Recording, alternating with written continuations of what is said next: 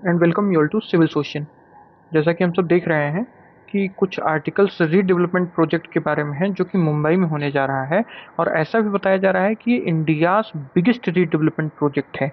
ठीक है, इसको अडानी ग्रुप ने टेक ओवर किया है, और देखते हैं कि ये कंस्ट्रक्शन एंड डेवलपमेंट अथॉरिटी करना क्या चाहती है और किस तरीके से इसको आगे प्रोसीड किया जा रहा है और क्या है इसका मामला।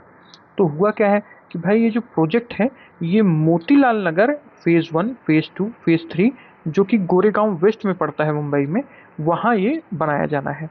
फिर 143 एकड़ का ये पूरा लैंड है, और जिसको ये रियल एस्टेट आर्म जो है अडानी ग्रुप की, वो इसको टेक ओवर करेगी, और पार्टनरशिप में जो Maharashtra administration and development authority है उसके साथ ये डेवलप करेगी। ठीक है, चलिए ये बात हो गई। फिर ये जो रीडेवलपमेंट प्रोजेक्ट ये चाहिए क्यों था, इसकी ज़रूरत क्यों पड़ी?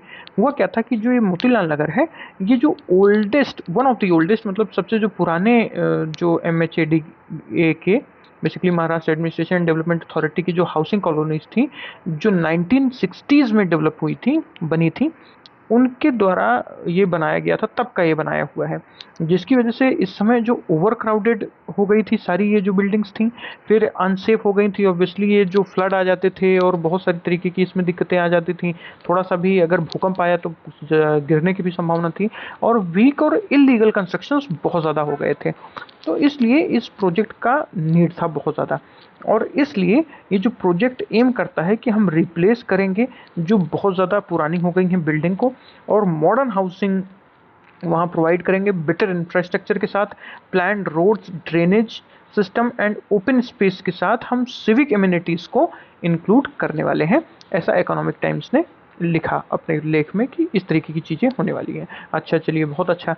फिर हम क्या देखते हैं, हम ये देखते हैं कि कुछ मेन फीचर्स हैं इस प्रोजेक्ट के, वो देख लेते हैं। चलिए, एक जैसे कि हमने डिस्कस किया कि 143 एकड़ में ये बढ़ने वाला है। फिर ये जो रेजिडेंशियल रिहेबिलिटेशन है, वो अमूमन 3,500 जो रेजिडेंशियल यूनिट्स हैं वो बनेंगे। ठीक है, हमको डेटा हमारे लिए इंपॉर्टेंट नहीं है, कुल मिला के हम ये समझना चाह रहे हैं कि 3,500 के लगभग ये जो रेजिडेंशियल यूनिट्स बनने हैं, और जो कॉमर्शियल रिहेबिलिटेशन है, यानी जो malls and all the commercial जो शॉप्स होंगी उसके लिए होगी, वो 328 कॉमर्शियल यूनिट्स इसमें अलॉट होंगे और बनेंगे। फिर स्लम रिहेबिलिटेशन होगा, अराउंड 1600 जो एलिजिबल स्लम टेनेंट्स हैं उनके लिए। ठीक है, ये हो गया। फिर टोटल रिहेबिलिटेशन टाइमलाइन दी गई है कि लगभग 7 साल में हम आपको पूरा रिहेबिलिटेट कर देंगे, और एस्टिमेटेड प्रोजेक्ट कॉस्ट आई है कि 36,000 करोड़ जो इनिशियली अभी लगेगा, अभी तुरंत, और फिर लॉन्ग टर्म इन्वेस्टमेंट जो एक्सीड करेगी वो लगभग 1 लाख करोड़ तक जा सकती है, ऐसा एस्टिमेटेड है। हालांकि एस्टिमेटेड तो बहुत कुछ होता है, लगता कितना है या कितना ज़्यादा लग सकता है वो बाद ही में पता चलेगा। फिर जो महाराष्ट्र डेवलपमेंट अथॉरिटी है हमारी, वो लगभग 3,97,लाख स्क्वायर मीटर्स का जो बिल्डअप एरिया है, वो जो डेवलपर के से उसने खरीदा है, उसको मिला है, और उसी के लिए अब वो डेवलपमेंट करने जा रही है। ठीक है, ये भी इकोनॉमिक टाइम्स में रिपोर्ट किया था। चलिए, अच्छा, हाउसिंग डेवलपमेंट इम्पैक्ट क्या है? हाउसिंग डेवलपमेंट इम्पैक्ट बेसिकली उसका मोटा मोटा हम देख लेते हैं कि बेटर क्वालिटी हाउसिंग होगा, जिसमें लगभग 1600 स्क्वायर फीट का जो बिल्डअप एरिया है वो मिलेगा जितने भी रेजिडेंट्स हैं उनको। फिर जो रिडक्शन ऑन अर्बन डिके, भाई बहुत ज़्यादा ऐसी ओल्डर कॉलोनीज थी जो मुंबई में बहुत ज़्यादा अनसेफ हो चुकी थी, बहुत सकरी थी, पुअर सैनिटेशन हो रखा था, बहुत ज़्यादा दिक्कतें थी। तो उनको जो वो है उसको एक कमी आएगी उसमें, और एक बहुत अच्छा और अच्छी मतलब बिल्डिंग और हाउसेस हमको देखने को मिलेंगे।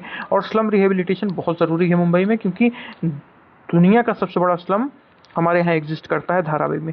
तो ये एक बहुत ज़्यादा उसको लीगल रिहेबिलिटेशन मिलेगा, और एलिजिबल स्लम डवेलर्स यहाँ पे आके बसेंगे, जो कि जो मुंबई की दिक्कत है वो बहुत ज़्यादा सॉल्व कर सकता है। चलिए, ये भी देख लिया हमने। फिर इसका इकोनॉमिक इम्पैक्ट क्या हो सकता है इंडिया पे, ये देख लेते हैं।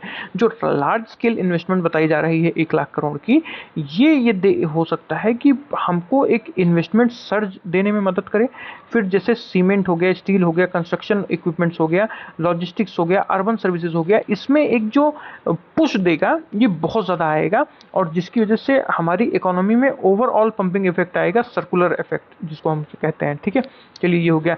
एंड ऑब्वियसली एम्प्लॉयमेंट जनरेशन होगा, क्योंकि जिस तरीके का ये प्रोजेक्ट है उससे थाउजेंड्स ऑफ डायरेक्ट जॉब्स और इनडायरेक्ट जॉब्स इसमें जनरेट होने वाली हैं, जैसे कंस्ट्रक्शन वर्कर्स की, इंजीनियर्स की, आर्किटेक्ट्स, प्लानर्स, इलेक्ट्रीशियंस और रियल एस्टेट प्रोफेशनल्स इसमें बहुत ज़्यादा इन्वॉल्व होने वाले हैं। ऑब्वियसली लीगल कंसल्टेंट्स जो कि इस प्रोजेक्ट को पूरा करने में मदद करेंगे, और ऑब्वियसली ट्रांसपोर्ट और लॉजिस्टिक्स वर्कर्स को कोई नहीं भूल सकता क्योंकि वही बैकबोन होते हैं ऐसे प्रोजेक्ट्स की।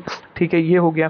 फिर जो रियल एस्टेट सेक्टर है वो इसमें बहुत ज़्यादा नर्चर करेगा, क्योंकि जो लार्ज स्केल रीडेवलपमेंट प्रोजेक्ट्स इस समय अनाउंस हो रहे हैं ये इन्वेस्टर्स को भी अट्रैक्ट करते हैं, और जो न्यू कॉमर्शियल एक्टिविटीज़ होनी है गोरेगांव वेस्ट में उसको भी बहुत ज़्यादा अट्रैक्ट करेगा, ऐसा भी इकोनॉमिक टाइम्स ने रिपोर्ट किया। चलिए ठीक है, ये भी देख लेते हैं कि ये जो सोशल डेवलपमेंट इम्पैक्ट है इससे कैसे इसको कैसे इम्पैक्ट कर रहा है और कितना अच्छा इसका फीडबैक आ सकता है। ठीक है, ये सबसे पहले तो जो लिविंग स्टैंडर्ड है उसको इम्प्रूव कर देगा। कैसे? बेटर सैनिटेशन देगा भाई, पानी जो गंदगी दबाव ये सब बहुत ज़्यादा कम हो जाएगा, बेटर सैनिटेशन हो जाएगा, बेटर वेंटिलेशन होगा, बहुत ज़्यादा सकरी गलियाँ और सकरी सड़कें और सकरे हाउसेज नहीं होंगे, काफ़ी ज़्यादा वेंटिलेटेड ओपन स्पेस होगी, सेफर हाउसिंग होगा, नए और मॉडर्न टेक्नोलॉजी के साथ बनेंगे, मॉडर्न पब्लिक स्पेस होगा जिसमें पार्क्स इंक्लूडेड होंगे, और better access to education and health care होगा, ऑब्वियसली अगर नया डेवलपमेंट होता है तो। चलिए ये देख लिया हमने। फिर एक जो सोशल इनइक्वालिटी है उसमें भी कमी आएगी, क्योंकि ऑब्वियसली स्लम एरियाज़ को अर्बन हाउसिंग में हम कन्वर्ट करेंगे और जो पुअर रेजिडेंट्स हैं उनको एक डिग्निफाइड होम्स देंगे ताकि वो एक डिग्निफाइड लाइफ जी सकें। चलिए ये भी बहुत अच्छे से हमने देख लिया। फिर community facilities are the best thing to reorganise the urban sector. जैसे जैसे जैसे हम ये देखते हैं कि जो रीडेवलपमेंट है वो कम्युनिटी सेंटर्स का, पब्लिक प्लाजास का और जो रिक्रिएशनल एरियाज़ हैं ये क्या करता है, जो सोशल कोहेशन मीन्स कि जो सामंजस्य है आपसी, जो हमको आपस में बांध के रखती है जो चीज़, उन चीज़ों को मदद करता है, जिससे ओवरऑल जो सोशल डेवलपमेंट है वो होता है और फिर इकोनॉमिक डेवलपमेंट अपने आप होने लगता है, क्योंकि सारे शहर और सारे उस जगह के लोग एक साथ आते हैं उस एरिया के डेवलपमेंट के लिए। तो ये एक बहुत बड़ी चीज़ होती है जिससे कम्युनिटी फैसिलिटीज़ को हम इम्प्रूव कर सकते हैं।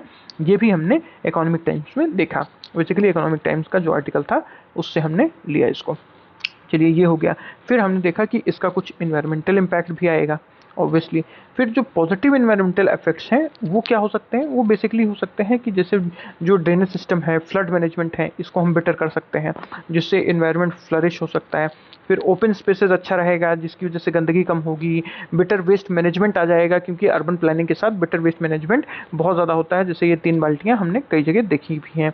फिर एनर्जी एफिशिएंसी बिल्डिंग्स होंगी जो एनर्जी कम कंज्यूम करके ज़्यादा आउटपुट देंगी, और जो अर्बन कंजेशन है उसको रिड्यूस किया जाएगा, जिससे और ज़्यादा जो ओपन स्पेस है और ट्रीज़ के लिए अर्बन जो ग्रीन बेल्ट है उसको बहुत बड़ा बढ़ावा मिल सकता है, और एयर सर्कुलेशन बहुत ज़्यादा अच्छा इम्प्रूव हो सकता है।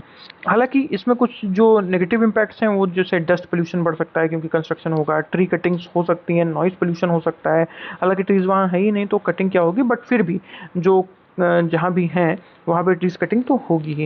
एंड ट्रैफिक इंक्रीज हो सकता है क्योंकि कंस्ट्रक्शन लार्ज स्केल का होने वाला है, जिससे स्ट्रॉन्ग इन्वायरमेंटल सेफगार्ड्स हमको चाहिए होंगे ताकि डस्ट पोल्यूशन को, नॉइज पोल्यूशन को, ट्री कटिंग को और ट्रैफिक इंक्रीज को हम टैकल कर सकें। ठीक है, ये भी इकोनॉमिक टाइम्स ने अच्छे से इसको ब्रीफिंग के साथ दिया था। फिर जो गवर्नेंस और पॉलिसी सिग्निफिकेंस है इसका, ये देख लेते हैं भाई। जो ये ओनरशिप है वो महाराष्ट्र डेवलपमेंट अथॉरिटी ही इसको रिटेन करेगी। जो प्राइवेट डेवलपर है वो सिर्फ कंस्ट्रक्शन का कॉस्ट बियर करेंगे। ठीक है, तो इसलिए जैसे कई बार प्राइवेटाइजेशन का जो आरोप लगता है वो ऐसा नहीं होने वाला है। हालांकि कंस्ट्रक्शन का जो काम होगा वो डेवलपमेंट अथॉरिटी ना करके वो एक प्राइवेट प्लेयर से कराएगी, जो कि ऑब्वियसली प्राइवेटाइजेशन का एक छोटा सा पार्ट होगा। ठीक है, फिर जो डेवलपर होगा वो जो है डेवलपमेंट राइट्स मिलेंगे उसको, एफएसआई बेनिफिट्स मिलेंगे, ये बहुत सारी इंसेंटिव स्कीम्स होती हैं बेसिकली, उनके बेनिफिट्स मिलेंगे। और जो रेजिडेंट्स हैं वो फ्री रिहेबिलिटेशन हाउसिंग उनको मिलने जा रही है, गवर्नमेंट की पॉलिसी है। इसीलिए प्राइवेट डेवलपर्स जो है वो मोर्टेज या सेल करने के लिए लैंड को ऑथोराइज नहीं होंगे जब तक जो महाराष्ट्र डेवलपमेंट अथॉरिटी है वो उसको परमिट नहीं करती है। दैट्स वाई एक गवर्नेंस और पॉलिसी सिग्निफिकेंस बहुत ज़्यादा इंपॉर्टेंट रहेगा। ठीक है, चलिए ये भी देख लिया हमने। फिर कुछ इसमें चैलेंजेस भी आ सकते हैं जो कि बहुत इंपॉर्टेंट है एड्रेस करना। जैसे जो रेजिडेंट्स हैं वो अपोज करेंगे इसको, क्योंकि भाई जिनके लार्ज लार्ज होम्स हैं वो अब नहीं चाहते कि हम अब इस तरीके के जो छोटे और जो मतलब बेसिकली अपार्टमेंट्स में हम रहें, तो उस तरीके का एक अपोजिशन आ सकता है रेजिडेंट से। फिर ट्रांसपेरेंसी कंसर्न्स हैं, क्योंकि भाई ये हमको बताइए जो कंपनसेशन है, रिहेबिलिटेशन है, वो ट्रांसपेरेंट रहेगा कि नहीं, कितने लोगों को मिलेगा, जो बिग डेवलपर्स हैं उनको फेवर तो नहीं किया जाएगा, क्योंकि ऑब्वियसली ज़्यादा पैसा देके लोग ज़्यादा डोमिनेट करते हैं। तो ये बहुत ज़्यादा ट्रांसपेरेंसी कंसर्न्स आ सकता है। एंड ऑब्वियसली डिलेज, हमको 7 साल का टाइम लिमिट दिया गया है, बट हमें पता है कि हिंदुस्तान में जब चीज़ें शिलान्यास होकर चालू होती हैं तो 7 से 17 कब हो जाएगा और 17 से 27 ये पता नहीं होता है, तो इसको एड्रेस करना बहुत ज़्यादा ज़रूरी होगा। इसलिए फंडिंग इश्यूज़ और जो क्लियरेंसेज हैं रेजिडेंट कंसेंट के साथ हमको बहुत ज़्यादा मैनेजमेंट स्ट्रांग रखना होगा। चलिए ये हमने देख लिया। और हम सब जानते हैं कि वाइडर सिग्निफिकेंस एक बहुत अच्छा कारण इसका बन सकता है। अगर इंडिया को एक मॉडल फॉर रीडेवलपमेंट बनना है, ओल्ड कॉलोनीज की से ऊपर उठ के हमको कुछ काम करना है, तो उसके लिए जो इंडिया का गोल है बेटर अर्बन हाउसिंग का, वो हमें करना होगा। जो पब्लिक प्राइवेट पार्टनरशिप जिसको पीपीपी मॉडल कहते हैं उसको स्ट्रेंथन करना होगा। एंड ऑब्वियसली जो प्रेशर है स्लम्स पे, अनसेफ हाउसिंग्स पे, उसको रिड्यूस करना होगा, ताकि हम एक बेहतर भविष्य और बेहतर अर्बन डेवलपमेंट दे सकें अपने लोगों को।